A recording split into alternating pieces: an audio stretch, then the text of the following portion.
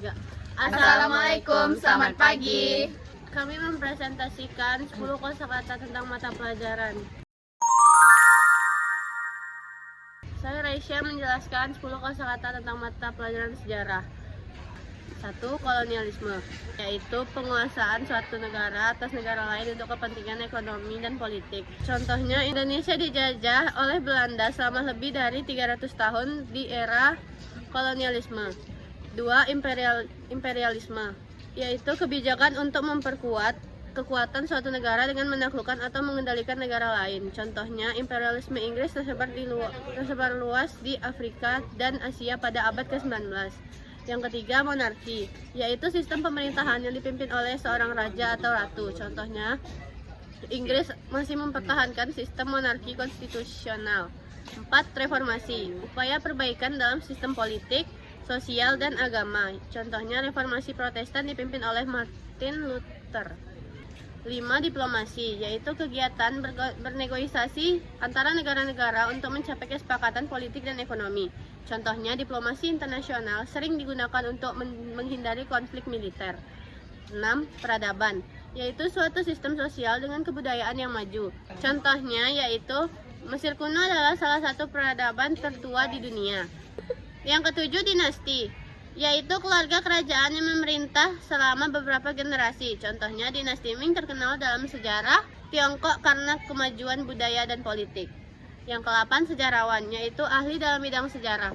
Contohnya, sejarawan membantu dalam menginterpretasikan dokumen dan artefak masa lalu. 9. Manuskrip, yaitu dokumen kuno yang ditulis tangan. Contohnya, manuskrip kuno ini mengungkapkan banyak informasi tentang kehidupan pada abad ke-14.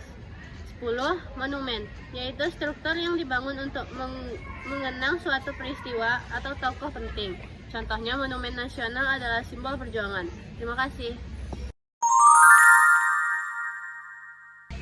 Perkenalkan, saya Nabila menjelaskan 10 kosakata mata pelajaran geografi. Yang pertama adalah gunung. Gunung adalah sebuah bentuk tanah yang menonjol di wilayah sekitarnya. Contohnya, Gunung Bromo merupakan salah satu gunung berapi aktif yang ada di Indonesia. Yang kedua adalah pantai. Pantai adalah wilayah yang berada di antara daratan dan lautan dan dipengaruhi oleh gelombang pasang surut air laut. Contohnya, Pantai Kuta di Bali terkenal karena destinasi wisata internasionalnya. Yang ketiga adalah lapisan ozon. Lapisan ozon adalah lapisan gas yang berada di stratosfer, yaitu lapisan di atmosfer yang berada pada ketinggian 15-35 km di atas permukaan bumi. Contohnya, lapisan ozon melindungi bumi dari sinar ultraviolet yang berbahaya. Yang keempat adalah vulkanisme. Vulkanisme adalah semua peristiwa yang berhubungan dengan keluarnya magma ke permukaan bumi. Contohnya, aktivitas vulkanisme sering terlihat di wilayah cincin api Pasifik. Yang kelima adalah gempa bumi. Gempa bumi adalah getaran yang terjadi di permukaan bumi akibat pelepasan energi dari bawah permukaan secara tiba-tiba sehingga menciptakan gelombang seismik. Contohnya, gempa bumi yang besar dapat mengakibatkan kerusakan pada bangunan. Yang keenam adalah benua. Benua adalah daratan yang dikelilingi oleh lautan dan berada di permukaan bumi. Contohnya, benua Asia adalah benua yang terbesar yang ada di dunia. Yang ketujuh ada gurun. Gurun adalah wilayah yang menerima paling sedikit curah hujan. Contohnya, Gurun Sahara adalah gurun terluas yang ada di dunia dan terletak di Afrika. Yang kedelapan adalah danau. Danau adalah badan air di cekungan besar di permukaan bumi dan dikelilingi oleh daratan. Contohnya, Danau Toba merupakan danau terluas yang ada di Indonesia. Yang kesembilan ada terumbu karang. Terumbu karang adalah ekosistem bawah laut yang terbentuk dari hasil akumulasi kalsium karbonat CaCO3 yang terbentuk dari hewan karang dan alga berkapur. Contohnya, terumbu karang di Raja Ampat terkenal karena keanekaragaman hayati lautnya. Yang ke-10 adalah kepulauan. Kepulauan adalah kumpulan pulau-pulau yang berada di sungai, danau, dan lautan. Contohnya, Indonesia merupakan negara kepulauan paling terbesar di dunia. Terima kasih.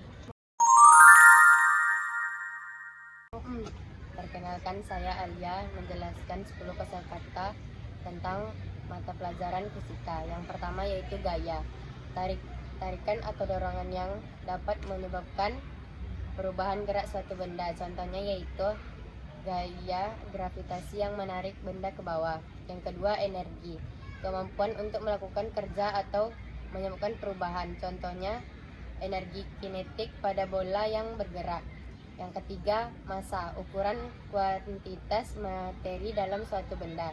Contohnya, massa bumi sekitar 5,97 kali 10 pangkat 24. Kecepatan, perubahan posisi suatu benda dalam satuan waktu tertentu.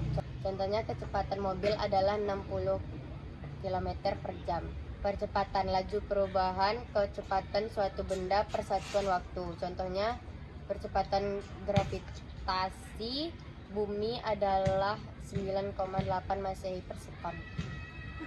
Momentum, hasil kali antara massa suatu benda dengan kecepatan.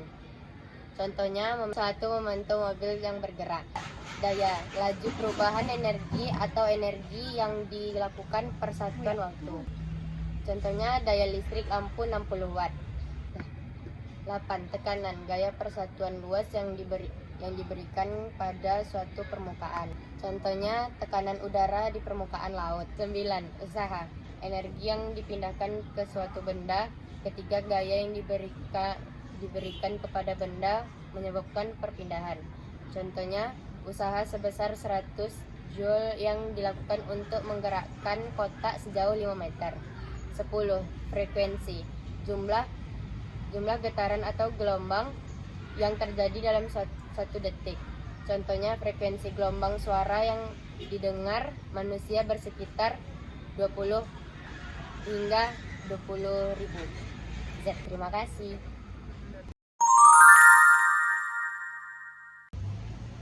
Perkenalkan, saya Adinda menjelaskan 10 kosakata mata pelajaran ekonomi. Yang pertama ada inflasi, kenaikan harga barang dan jasa secara umum dengan tingkat harga tertentu.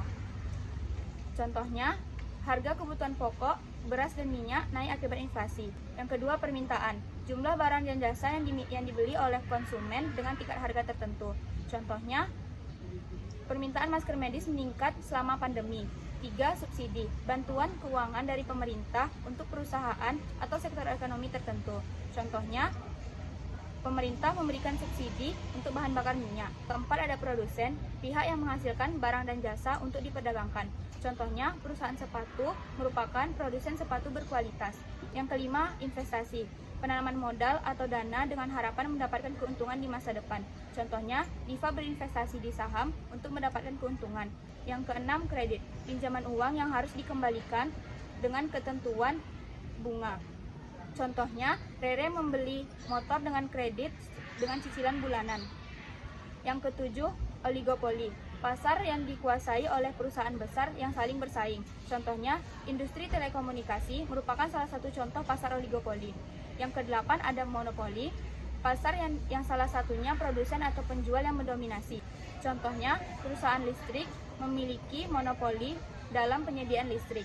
Yang kesembilan, kekurangan anggaran dikarenakan pengeluaran lebih besar daripada pendapatan. Contohnya, pemerintah mengalami defisit karena anggaran yang pengeluaran lebih besar.